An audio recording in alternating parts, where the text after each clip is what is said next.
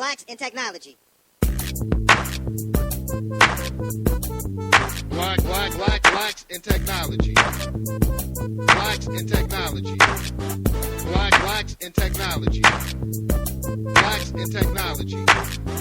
Blacks in technology. Good evening and welcome to the Blacks in Technology Big Tech Talk podcast, the show where we talk to and spotlight Black engineers, innovators, educators, inventors, and entrepreneurs doing amazing things in the world of technology. This podcast is where they share with our audience their experiences, their ideas, their knowledge, and their perspective on tech. I'm your host, Greg Greenlee, and if this is your first time listening to the Big Tech Talk podcast, you can check us out at www.blacksintechnology.net. Check out all of our podcasts there. This is episode number 83. So there's 82 more podcasts that you have to catch up on. So check out blacksintechnology.net, click on the podcast link, and you'll be able to listen to all of them there. And our Twitter handle, if you want to check us out on Twitter, you want to follow us, we're at Black in Technology. That's BLKINTECHNOLLOGY. We're also on Facebook. That's facebook.com/Blacks in Technology. We also have a growing LinkedIn group. We're almost close to 2,300 members there. It's linked. So check out Blacks in Technology on our LinkedIn as well. It's just under Blacks in Technology. You can do a search and you'll find us. And if you are on Twitter right now, you have any questions for our guests, tweet them using the hashtag BitTechTalk. That's BITTECHTALK. Blacks in Technology is a tech-focused community and media organization focused on increasing diversity in technology. We also focus on forming new partnerships and opportunities to assist our members with their continued professional growth and development. So if you want to partner with us, send us an email to partnerships@blacksintechnology.net. Any general inquiries, send an email to info@blacksintechnology.net. And if you want to sponsor one of these, one of our fabulous podcasts and get your brand or your product or whatever you're doing in front of a wide audience, shoot us an email to sponsorship@blacksintechnology.net. We don't have much in the way of announcements. I did attend DevOps Days Ohio yesterday's session. It was great. I was disappointed that, we work with this organization called DevOps Days, and we try to provide some resources to our community so people can be more informed about what's going on in technology, especially when it comes to DevOps. So I tried to, I did partner with them and tried to get some members to attend the event in Columbus, Ohio. Unfortunately, no one took us up on this offer. Now, we do this, like I said, so we can help provide resources for you all. This is not something that, you all would benefit from. Just let me know. Just send us an email. Just say, hey, yeah, the conferences are cool, but, we really don't want to go to these conferences. Maybe you can find some conferences that are along these lines and partner up with these people. So it's all about the community. So if these aren't the type of conferences that you want to attend, let me know. Send us an email. Contact us at blacksintechnology.net. Tech 808 was actually a couple of weeks ago or was that last week? I think it was a couple of weeks ago, November 9th.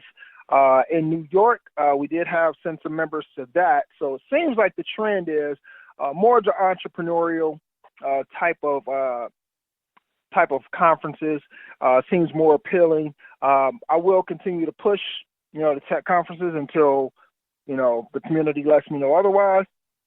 But we'll keep pushing. What else is going on? Check out the jobs board. Go to blacksintechnology.net, click on jobs. Link, and you'll be able to see the latest jobs that we have up. Also, if you don't know, we do have a Slack channel, and we do have close to 260 members in our Slack channel, and there's some interesting conversations that go on. There's a lot of information flying around. There's even some debates, social debates, as well as technology debates that go on as well. It's a real vibrant Slack group, so check us out.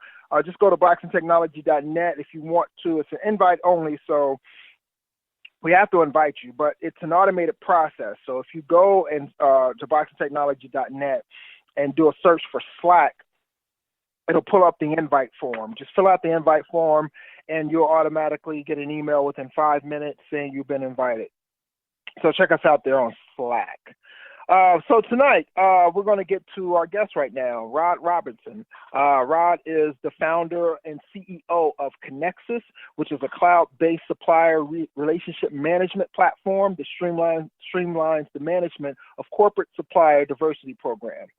His expertise is in procurement. It comes from nearly 20 years of experience as a chief procurement officer for a major telecommunications company and as a management consultant with firms such as A.T. Kearney, Accenture, and Diamond Advisory Services.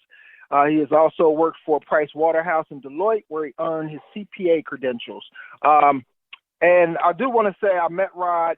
There is a Black Founders group that is headed up by Candace Peters, here in Cincinnati, and so the premise behind this is to get entrepreneurial people of color or entrepreneurs in tech, engineers all together. Let's talk about what we have going on. Let's see how we can help each other. Let's build something here in Cincinnati, and that's what we've been doing. So we've been getting together, once every couple of months or something like maybe once a month. I don't know. I've been to, I think, 2 of these meetups so far. But we've been getting together and just, having a good time, enjoying each other's company, sharing stories with each other and things like that. And that's why I met Rod at the last meetup. So I want to bring on Rod. Thank you for joining us tonight, Rod. Hey, Greg. Thanks for having me. I really appreciate the opportunity. No problem. We're definitely glad to have you. I'm kind of on a roll with with bringing people that are located here in Cincinnati. For the longest, we did a lot of podcasts. I actually didn't, and this is ignorance on my part, I actually didn't realize how vibrant the entrepreneurial scene was here in Cincinnati, especially when it comes to people of color. So I kind of really overlooked everything. And then once Candace actually introduced me to a number of people, that's when I said, hey, I got to start getting people on here that are here, located here in Cincinnati. So that's what I've been doing. I had Bjorn on from Wiser. I definitely want to get Candace on pretty soon. And there's a couple other people that I want to get the guys on from Mortar. And there was a couple of other people, I can't remember their names offhand, that I want to get on this show too. But I'm glad to have you on. So our first question, I'm going to just jump right into the Q&A and give us a little insight into your background in education. Yeah. So I started my career, as you mentioned, in public accounting. I spent time with Price Waterhouse Coopers. I also worked with Deloitte, where I spent 4 years. That's where I earned my CPA credentials. And after 4 years at Deloitte, I was accepted into the Wharton MBA program. And then after business school, I went into management consulting, doing stints with large global consulting firms, including A.T. Kearney, Accenture, where I specialized in supply chain and procurement. And from there, I ended up, my career path led me to work for a client. So I received an offer from, happened to be working on a project in Cincinnati and working for the CFO there. And they said, hey, we need somebody to run procurement. You helped us centralize it. And now we need somebody to actually to drive the change that we need to centralize and sustain the benefits that you all have identified for us. So that was a great opportunity for me to move from the consulting side, where it was more, doing a lot of analysis, kind of parachuting into these organizations, driving costs and benefits, but then leaving it behind for someone else to sustain. So it was a great opportunity for me to move on the operating side and to understand what it was like to lead people and motivate people on a day-to-day basis to drive change, on a daily basis. Excellent. And just to give our audience a little bit more insight as to what procurement is, can you tell us what that define procurement for us? So procurement is probably the most critical area within an organization. I mean, if you think about you can only sell. Companies buy and sell. You have to buy goods and services to either make them and sell them, or to simply sell them, and you want to sell them at a profit. So oftentimes, most organizations, procurement, external purchases from vendors typically represents about a third of revenue in most organizations. So when you think about the ability to, if a company can save, if they can save $1 and they're selling something, if they're generating $1 in revenue, and and they can reduce their costs by 25 cents, typically that purchased external purchased good, that's money that drops down directly to the bottom line. So it's critical. I mean, it's really the purchasing of goods and services, and it's a key component of a company's supply chain. So we're buying, for example, at Cincinnati Bell, we were buying everything from DSL modems to fiber, to wire and cable. We were buying IT services, hardware, software, you name it. I mean, we were sourcing, over, 200 categories of goods and services. And that's probably pretty consistent with most telecoms for sure. But when you get into, your packaged goods, consumer packaged goods, those numbers, could increase significantly. So are you helping companies to, in a more basic way, find like the best prices? Is that what it kind of boils down to, or is there more to it than that? The goal of the procurement organization and most organizations is not just to find goods at the lowest price possible, but it's really all about optimizing the value. So it's really you have to take a strategic approach. I mean, there's some more commodity focused goods that the best price is the right approach, but then there are more strategic areas, items that maybe there are fewer suppliers in the market, or the particular item is more strategic in nature as it relates to our business and our sort of longer term strategy. So there are some items that you have to take a more complex approach to, negotiating the best price or qualifying the best vendors, but it's really you're taking a strategic approach and really understanding, what's going on in the market for this particular good and service. So for example, the way we would source office supplies in an organization would be totally different from how we source DSL modems, for example, because DSL modems, that's a key revenue driver. That's something that we're taking into a consumer's home, right, to deliver service, day in and day out. So it's really taking a more strategic approach to purchasing. The definition of procurement, really is, first of all, identifying what that need is, down to the, specifications. What are do we need, what are the features that we need in this particular product, commodity, or this product? What kind of delivery do we need for this particular product? What's the volume that we're going to need, and what's the service level that we're going to need? So it's not as simple as just a transaction, but it's really, it's really stepping back and looking at a total value chain and how that particular commodity fits. Right. So it's like a total kind of holistic logistics type of transaction that you're looking to make. So you're not just looking at price, but you're looking at features. You're looking at other variables as well. Absolutely. We're looking at the total cost of ownership is really the best way to think about it. So, gotcha. Procurement role is very critical, and it's become increasingly important as competition increases. Gotcha. So, you being behind the scenes, you're doing this for other companies, gives you kind of this view that other people don't have or can't see, for instance. So, Tell us how that led to you wanting to, create a company focused on supplier diversity. First, explain what supplier diversity is, and then tell us, what events, what was going on in your life at the time or at the company you were at that led you to want to create a company that was focused on that. Sure. So really, breaking down the definition of supplier diversity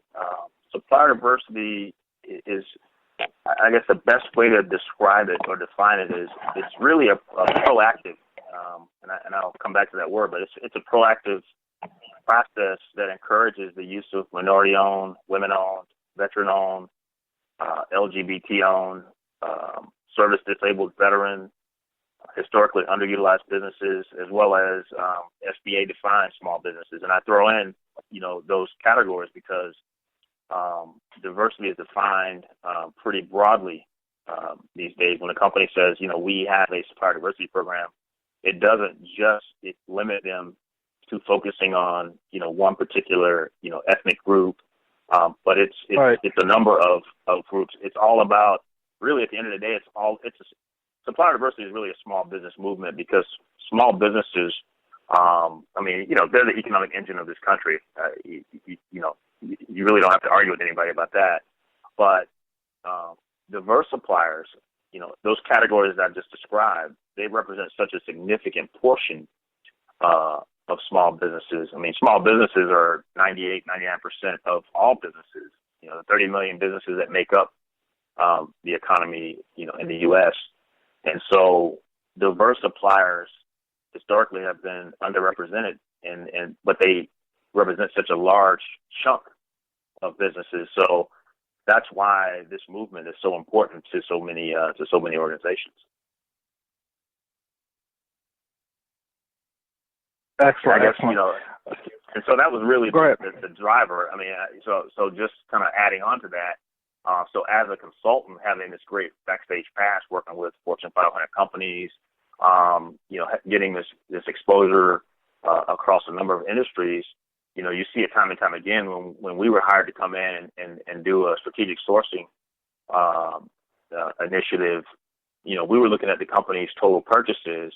We were looking at their total, their supplier base, and what came up time and time again was as we were looking at helping them drive costs out, a lot of small suppliers were subject to getting squeezed out of the supply chain, and a lot of those small suppliers oftentimes happen to be diverse suppliers. Or when we were building putting together RFPs and going out to the market, it wasn't as easy to find minority and women-owned businesses to include in the bid pool. So it wasn't easy going through just the typical channels, that is. And so over the years, because we were getting pressure from our clients, we were being asked to maintain the integrity of their supplier diversity programs. They had requirements related to government contracts. They had corporate customers that put these requirements down supply chain, putting mandates around, whether it be 15%, 10%, 20%, whatever the number is. These goals were in place, and companies were taking them seriously. So I saw it from that side, but then also when I got on the operating side at Cincinnati Bell, we had those same requirements placed on us. And so I got to experience it firsthand, with my team having goals set, from the top, from the board level. And these were driven by market, there were market factors driving these. These were contractual requirements that salespeople committed to. We had government-related contracts that were pushing these requirements. Not only did we have to, set goals at the category level and then roll those up to overall goals, but we actually had to track and report our results. So not only do we have to set goals, we have to show what our progress is towards these goals on a, monthly, quarterly, annual basis. So I faced the complexity. I was experiencing it firsthand. So that's when the light bulb started going off for me to create a ConnXus type platform, 10, 12 years ago. and I saw different solutions on the market that I was a customer of, and I wasn't satisfied with anything that I saw on the market. And oftentimes we had to piece things together. We were doing a lot of manual processes, and really that's when I started thinking that, man, there's got to be a better way to kind of create an end-to-end solution that made life easier for people like me and the people that work for me. Excellent. And I want to, and thanks for that explanation. But what I want to do is I want to kind of highlight the context of how this idea transpired, because there's I see a lot of chatter on Twitter or on some social networks or in comments and things like that. But I think your journey to coming up with this idea is important because when it comes to entrepreneurs, a lot of people like to throw out this term or kind of like the statement of don't get a job, start a business, which and partly I agree with, right? I think that if you're of that mindset and you're an entrepreneur, you have an entrepreneur spirit, start you a business. But I think it sometimes comes off a little bit elitist because not everybody, is going to start off that way. Not everybody has that mindset going in, and sometimes the way it comes off, it sometimes sounds like it excludes people, or if you do have a job, then you're lesser than, right? So I like your whole entire story of you started out working for somebody, you saw a need from that job, you saw a need that a void that needed to be filled, and you went out, and that spawned the idea of you coming up with your business. And so I think that's very important because not all ideas come from just these entrepreneurs who seem like magicians because they can pull ideas out of the sky.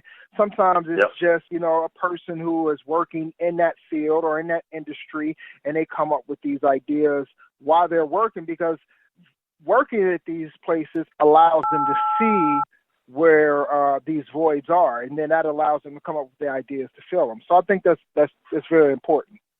Hey, absolutely. I couldn't agree with you more, and you bring up a great point that, everybody has a role to play, right? I mean, I saw opportunity. My career path led me in a direction. I mean, I thought I was going to be, as I started my career in public accounting, I thought I was going to kind of progress. I always knew I would want to go back and maybe get an MBA or a law degree, but I sort of viewed a path to becoming a CFO one day. I thought that might be the path that I would take.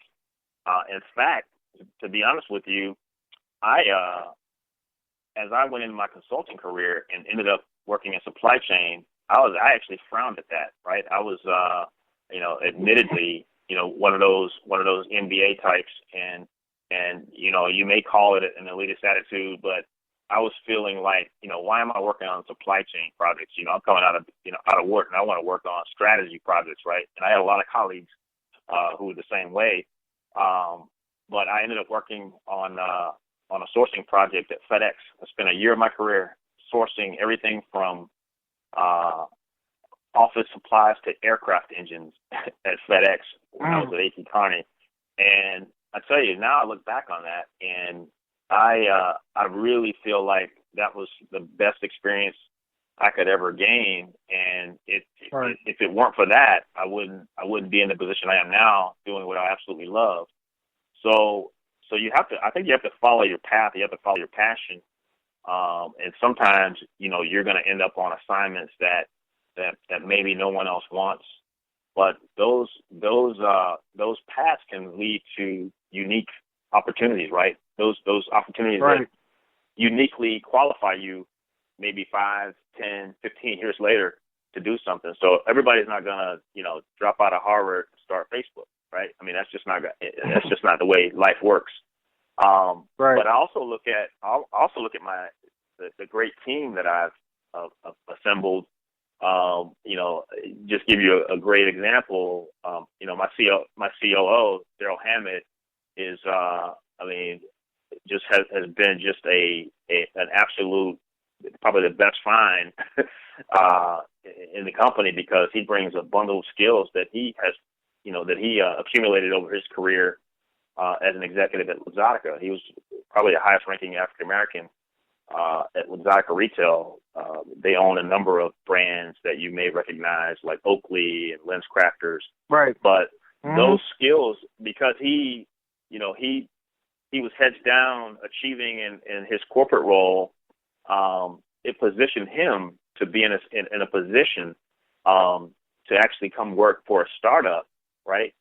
To bring a skill set that I didn't have, right? It was something that, right, I didn't have, and that I desperately needed at the time he came on board. So everyone has a role to play, and I think that's the one thing about entrepreneurship and sort of following your passion. I think you have to just learn from everything, just embrace it and make the most of it. I've always felt like you get out of things what you put in them. So I took those opportunities. I decided, I'm just going to try to build skills. Whatever I'm doing, whatever assignments I'm given, I'm just going to learn everything I can, because hopefully it will prepare me for opportunities down the road. And lo and behold, this is the opportunity it prepared me for. It also prepared me for identifying where I am weak and where I need to build a team, hire to my weaknesses. And in doing that, it's really enabled me to do what I do best, building relationships with investors, partnerships with, key potential channel partners and things like that. So it's really enabled me to truly be a CEO and a visionary, to make sure we are, we're creating the right environment to allow our people to do their best work. So yeah, everybody's not cut out to be an entrepreneur. And everybody's not cut out to be an entrepreneur at the same time, and so everybody has a role to play. I mean, hey, I have great respect for, people like Ken Chenault, who, rose through the ranks, at American Express, and, is probably one of the, identified as one of the best CEOs, in the world. And I'm glad we have him there. So I'm glad he didn't become an entrepreneur. so we need people everywhere, Right. Yeah, and not to belabor the point, but it always kind of ruffles my feathers a little bit when I see tweets or something like that, and it makes it sound like, if you're not an entrepreneur, then you're not one of the, you're not part of the N Club or something like that. And it's just like, I listen to a lot of tech podcasts, and a lot of these tech podcasts, they interview people who are entrepreneurs, but they're not, they actually come from companies or bigger companies, and they were actually able to use that to identify problems that they could help solve. And they spun off a company, or they, took their idea from that experience and started their own company. So I always like to, make a point of that and say, hey, it's not, it's not a sin to work for somebody. And that job, that experience might lead you to bigger and better ideas. So let's not knock it and make it seem like you're lesser than somebody who's an entrepreneur. Let's there's like you said, there's roles for everybody, and people have to play their roles. So I just like to make a note of that. Oh, absolutely. I mean, Robert Smith, the new, the latest, the newcomer to the Forbes list, African American billionaire, first one that's not from entertainment, right? I mean, he worked for Goldman Sachs. I mean, he was an investment banker, worked in private equity. I mean, he got the experience he needed, and then he moved on. But I don't know if that was his plan from the start. I think you have to follow your path, and I think you have to follow your passion. I mean, if you're doing something, I could never see myself just doing, some analytical modeling and saying, all right, you know what, I'm just gonna scout for businesses I got to start a business, and to just base it on some analytical model that, yep, this is a big market, I'm going to go after it. I think you have to be passionate about what you do, because if you're not, you're just going to be miserable. I mean, what good is it? You're not, because it's hard enough. Being an entrepreneur is very, very hard, and if you're not waking up every morning,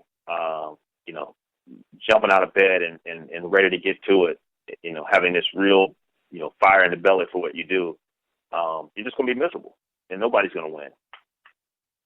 I agree. If you're just now tuning in to the Big Tech Talk podcast, we're speaking with Robinson CEO of ConnXus, and we're talking about his business, and we're getting down to the nitty gritty of the ConnXus platform. So with that, I want to ask you, how does your application actually help to solve the issue with supplier diversity? So the issue, like my biggest pain point, and I share the same pain point with many others in the space, which a lot of them are becoming customers now. But large companies want to first understand. Well, first of all, they want to be able to find qualified, diverse suppliers, however they define them, whether it be minority, women, veteran, whatever those categories are. Companies also want to understand. They want to understand what their baseline is. So they want to understand, well, what are we currently spending? What are we currently doing with diverse suppliers? What do they look like? Who are they certified by? And then they also want to be able to push responsibility down to their major suppliers. So they want to be catalysts of growing supplier diversity. So they want to push responsibility to their what we call their primes, or their tier one suppliers. And so companies, our customers, use our platform to first understand where they are. So we have a product called ConnXus Scrub. So that's where we scrub all of their vendor records. We have a universal API where we interact with, major ERP systems, SAP, Ariba, Oracle. So we're interacting with their accounts payable data, it's either pushed or pulled to us. We can verify the status of the diversity status of their entire supplier population. So that's one piece of it. So that gives them the baseline. We also have a tier 2 reporting platform that enables our customers to essentially invite their designated prime suppliers, whether it be 100, their top 100, 200, 300, 400, whatever the number is, invite them to report their diversity spend on our platform. And this gives them visibility into their tier 1 and tier 2 spend. So you add that together, and, my tier 1 spend, my spend directly with diverse suppliers is, $10 million. And then my tier 2 spend as reported by my primes, my designated primes, if that's $5 million, then my total diversity spend is $15 million, right? So not only do I have that spend, but now, because of our platform, I also have visibility into the supplier, those tier 2 suppliers. So I now understand, so maybe, over time I can develop a direct relationship with some of these suppliers. So the tier 2 reporting platform serves two purposes. It gives me credit for the spend that my suppliers are spending with diverse suppliers, but it also gives me visibility into up and coming suppliers, right? Nice. And then and then we also provide a database.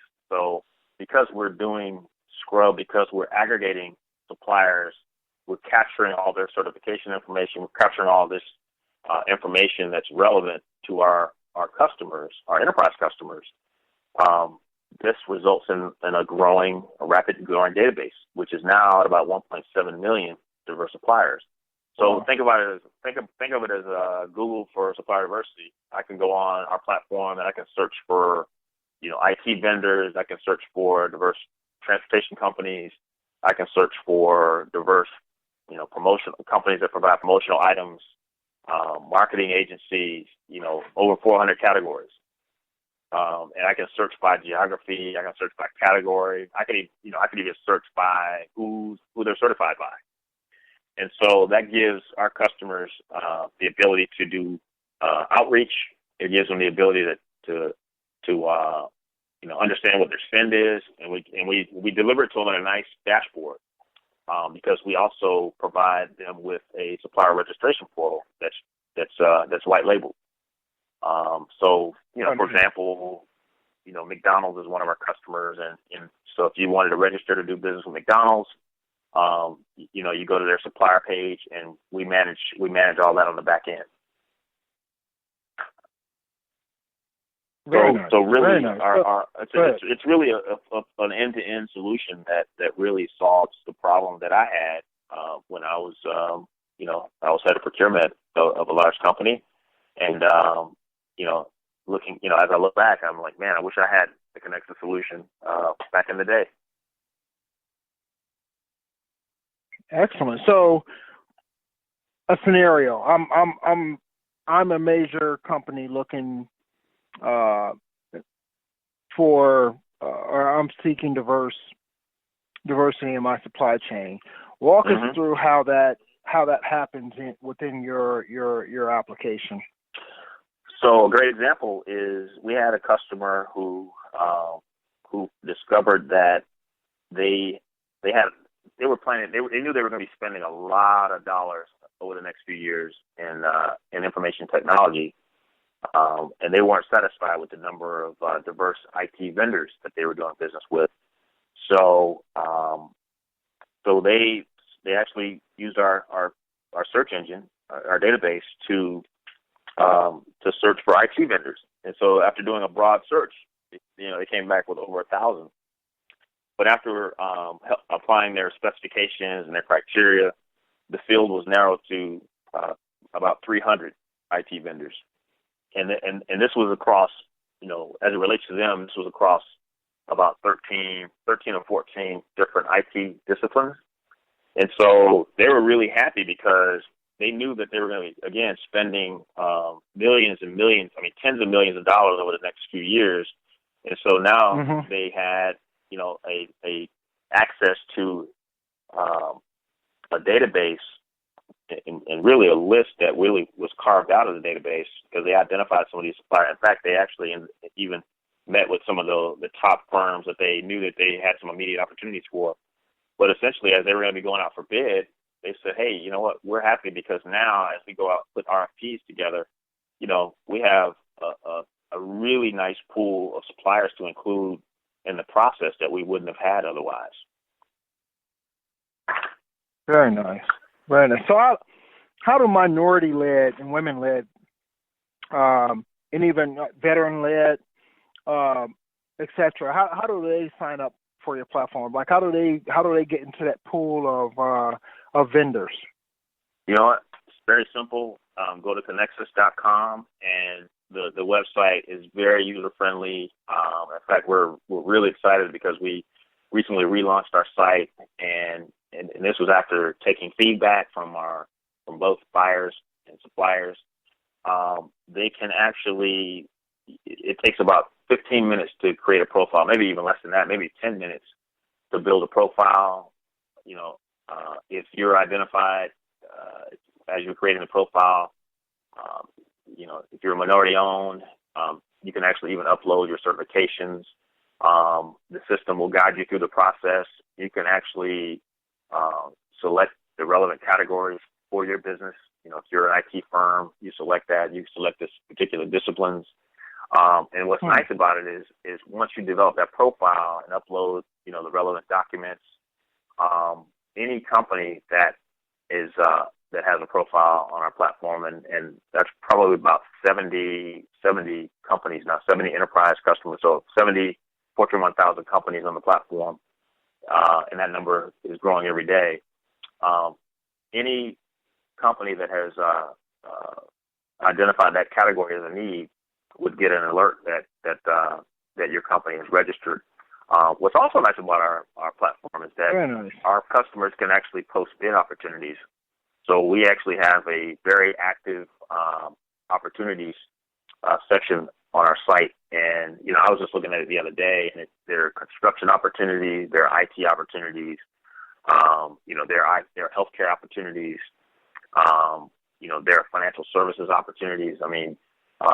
we're at one point we were posting, maybe upwards of 200 opportunities a week coming through our buyers, and then we also have folks on staff who do nothing but post opportunities and do outreach, making sure that suppliers that are matching know that those opportunities exist. Very nice. So is there like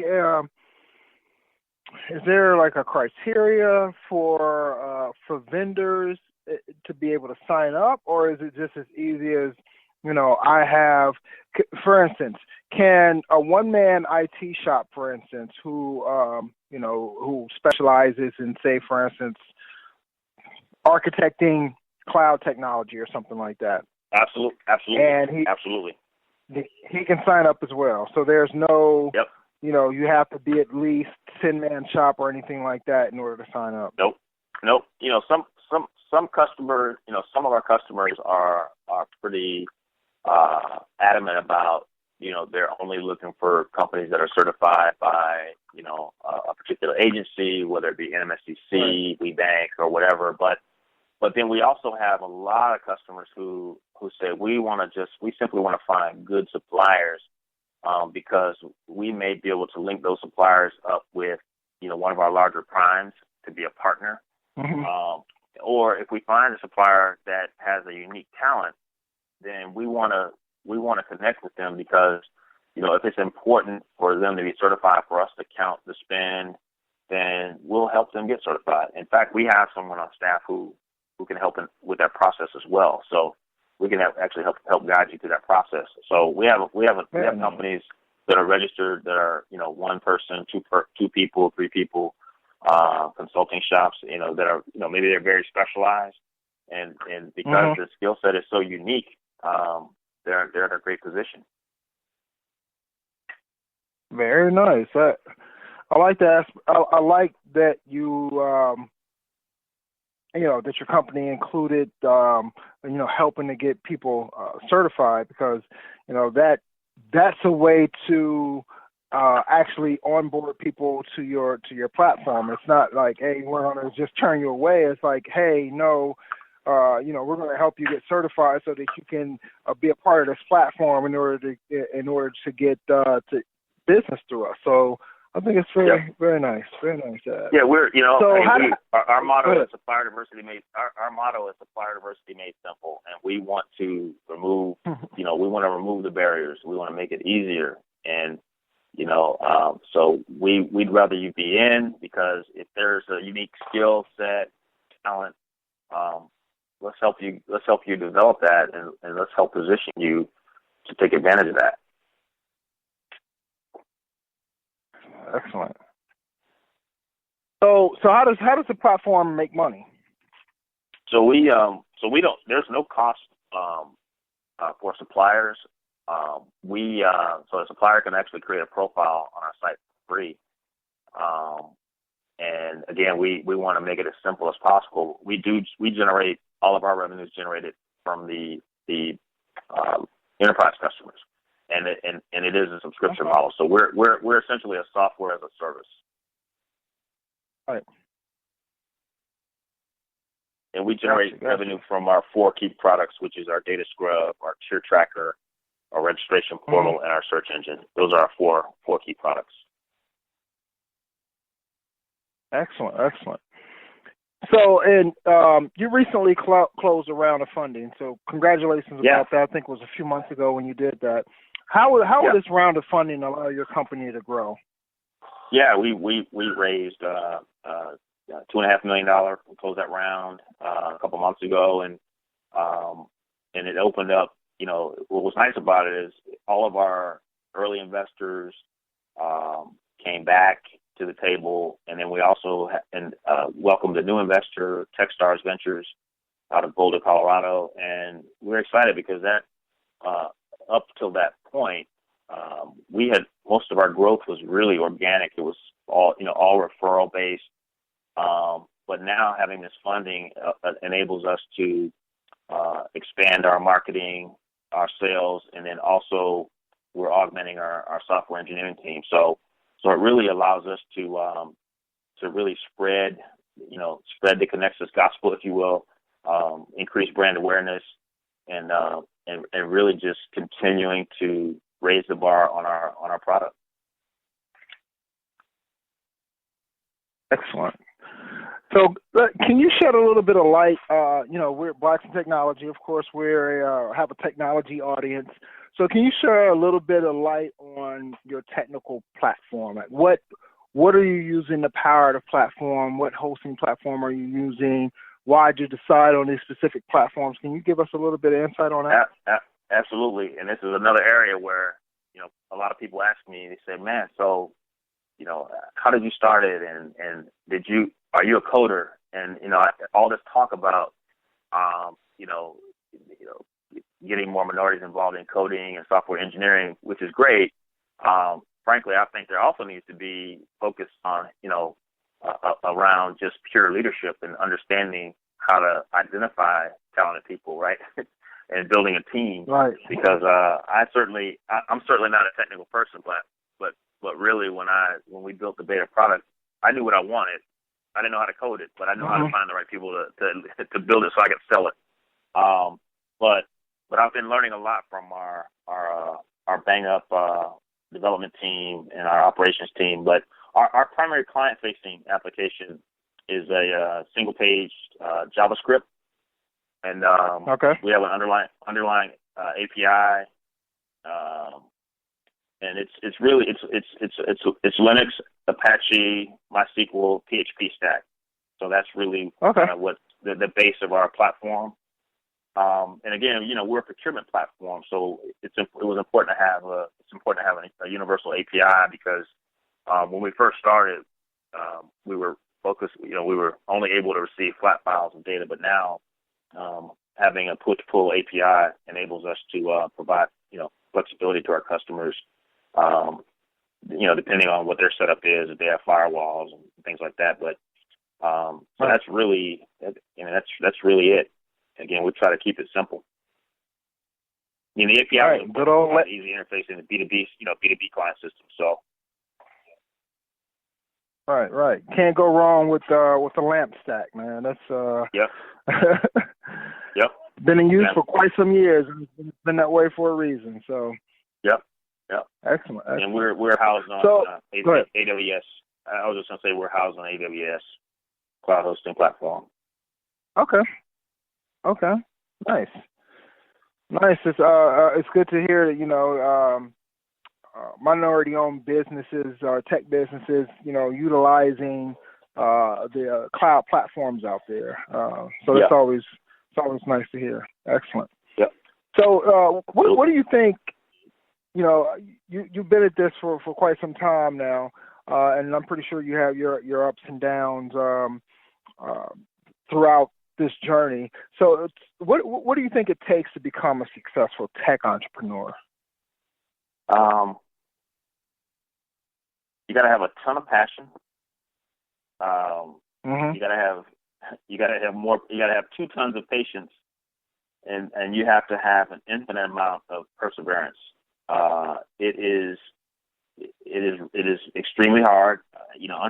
I always like to say entrepreneurship is not for the faint of heart because there's some dark times, right? The highs are really high and the lows are really low, and you have to make it through some tough times. I mean, I started the company 5 years ago, but we didn't start selling product until 2 years after that, right?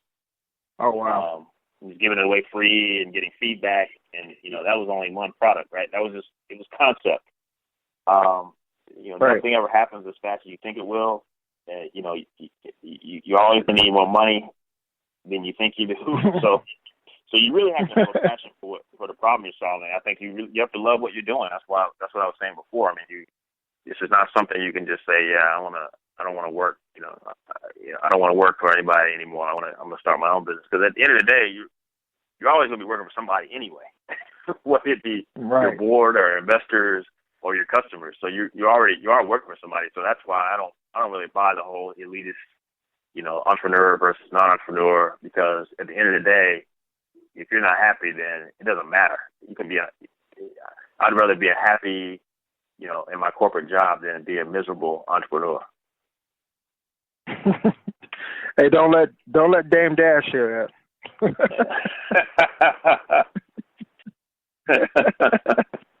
I hear you. Well, to each his own. Right. Right. So there's a lot of talk around diversity, especially in tech nowadays, and you're kind of helping to solve diversity issues within your platform. But why do you think diversity is important? And secondly, if you had to name one way to help move the needle forward, what would that one way be, or what would it be? Well, speaking from my own, professional educational experience, it's been demonstrated time and time again that more diverse teams deliver more value and truly have an unfair advantage. My role as head of purchasing, for a Fortune 1000 company, I witnessed countless situations where, we were able to generate, higher savings and deliver more value, in spend areas with higher numbers of suppliers competing for our business. So, at the end of the day, supplier diversity is really about good business because, I was looking at it as a pure, kind of a pure capitalist, as an executive in the company charged with, with a budget and responsibility for driving costs out of the supply chain.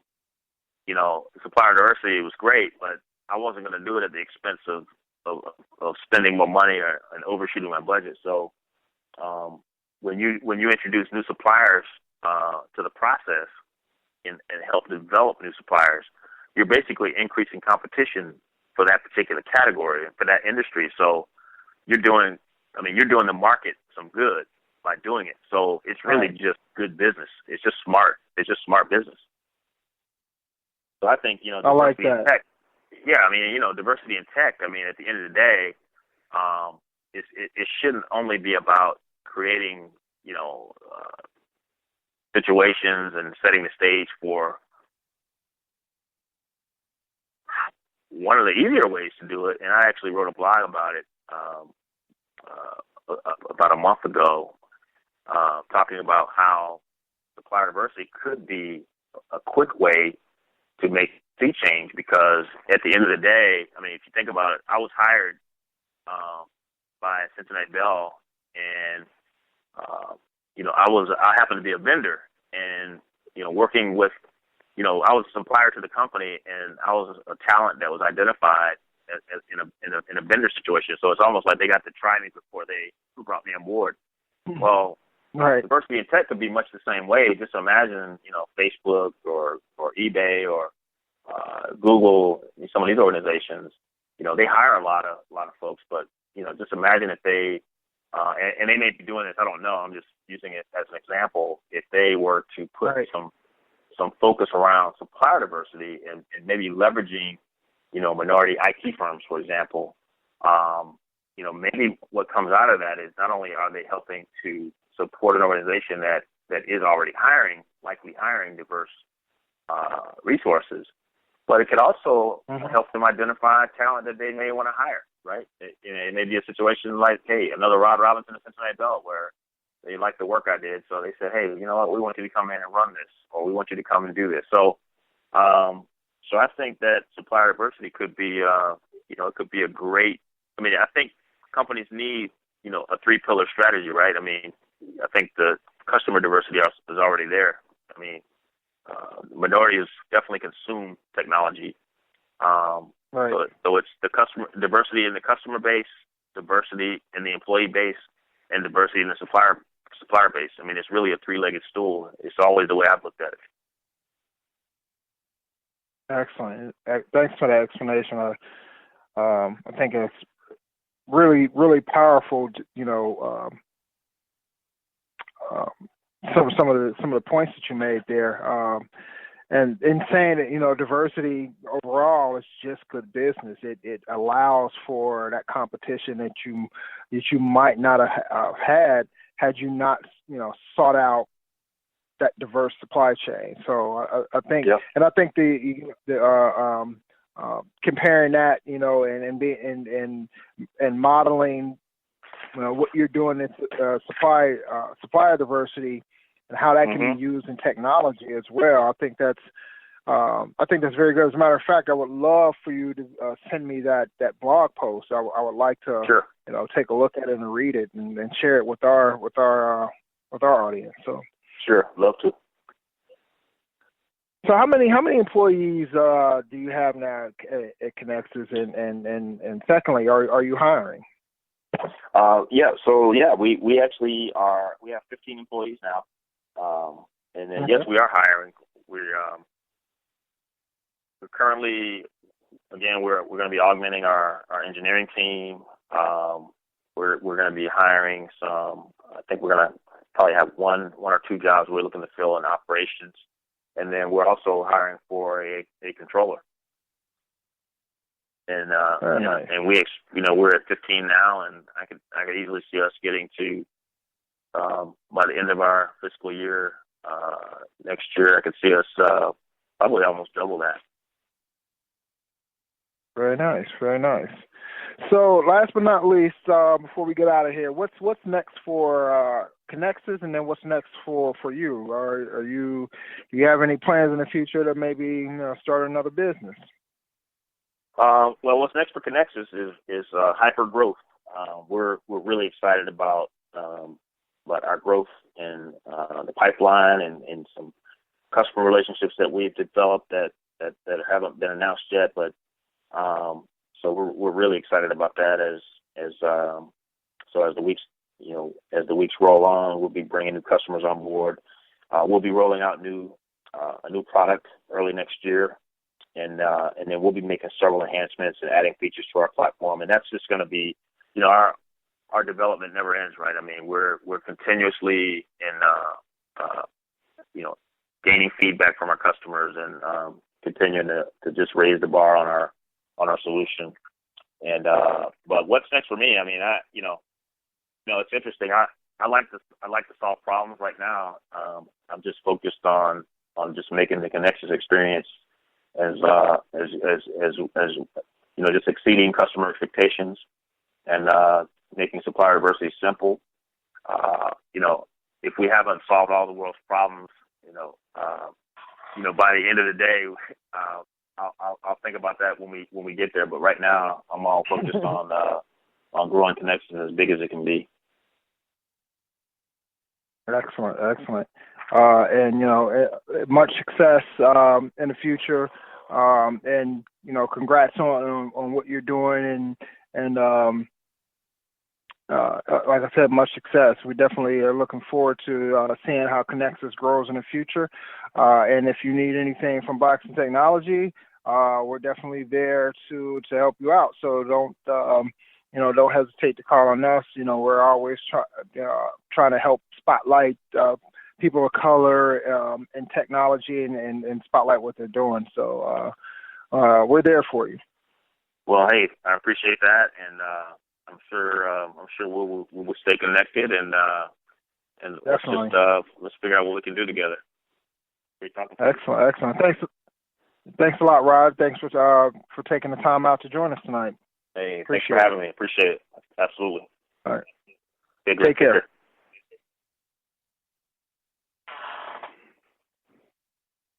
And that is it for this episode of the Blackson Technology Bit Tech Talk podcast. I want to thanks all our listeners who are out there listening, and people on Twitter retweeting our tweets. Definitely thank you for that. If you like what you heard tonight, you want to let us know. If you have any suggestions or comments, email them to us at contactus@blacksontechnology.net. Join us in a few weeks, December 3rd, for another exciting episode of Blackson Technology Podcast. We're going to have Jennifer Daniels, founder of ColorStock. ColorStock is a stock photo destination filling the growing need for authentic depictions of people of color. The company offers images of Blacks, Asians, Latinos, and other ethnically diverse people at work and at play, reflecting their nuanced lives in realistic ways. We're going to talk to her on the next Big Tech Talk podcast. Until then, remember, check yourself before you wreck yourself. Thanks a lot. Blacks in Technology. Blacks in technology. Blacks in technology. Blacks in technology. Blacks in technology. Blacks in technology.